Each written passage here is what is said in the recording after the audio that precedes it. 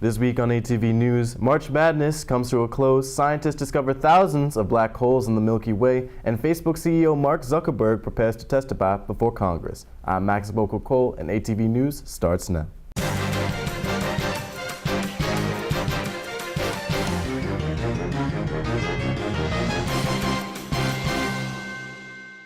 After President Trump doubled down on trade tariffs with China this week, China announced a list of U.S. exports that is slapping with its own tariffs.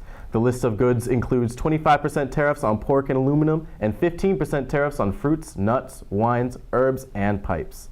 Hours after China announced these plans, President Trump tweeted, quote, "When you're already $500 billion down, you can't lose," end quote. The Chinese Ministry of Commerce responded with a statement that said, quote, "We hope that the United States will rescind its measures that violate World Trade Organization rules as quickly as possible," end quote.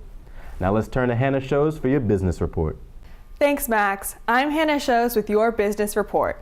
The Kogod School of Business announced its new Business Briefings video series on Monday. The series aims to shed light on international business trends, discuss critical issues, and engage with experts in the field. The first business briefing discussion will air on Tuesday, April 10th at noon.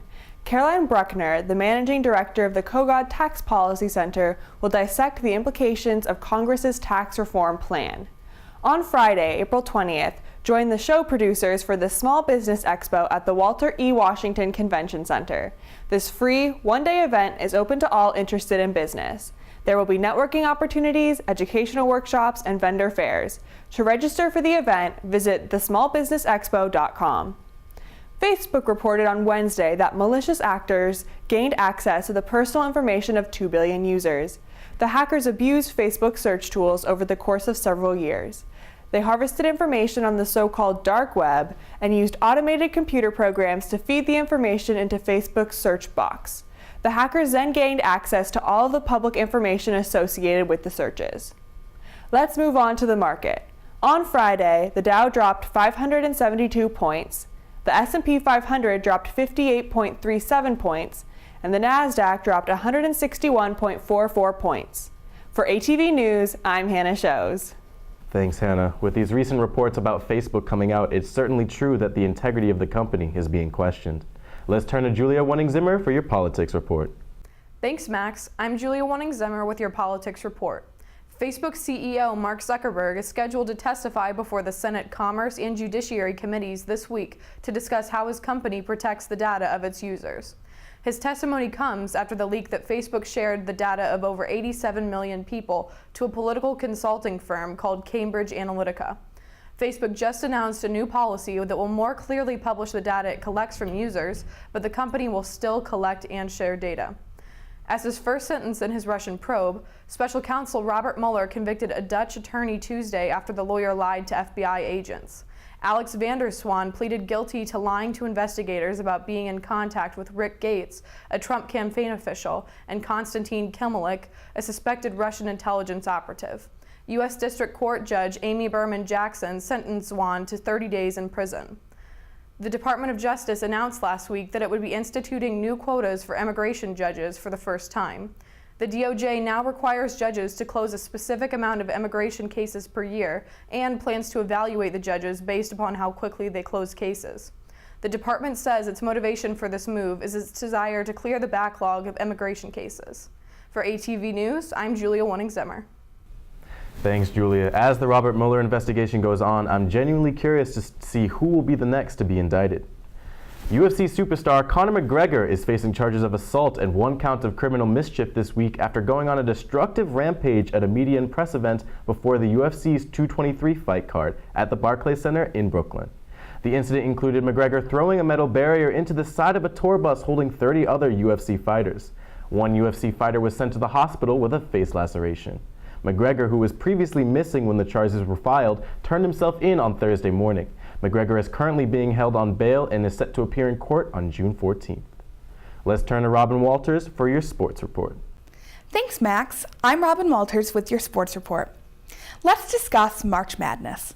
This year's tournament was filled with many memorable games, such as the University of Michigan versus Houston game when Michigan made a shot with only 3.6 seconds left in the game and won 64-63. The University of Buffalo had a surprising victory over the number 4 seed University of Arizona during the first round of the tournament, winning 89-68. My hometown, Syracuse University, beat Michigan State University in a surprising 55-53 victory. Of the 38 times MSU shot the ball in the second half of the game, only 9 of the shots actually made it in the basket. In the end, the Villanova Wildcats beat the Michigan Wolverines 79-62. Fans on both sides were left on the edge of their seat for the majority of the game. Villanova has played in March Madness tournaments 36 times, and this national championship is the team's second win in 3 years.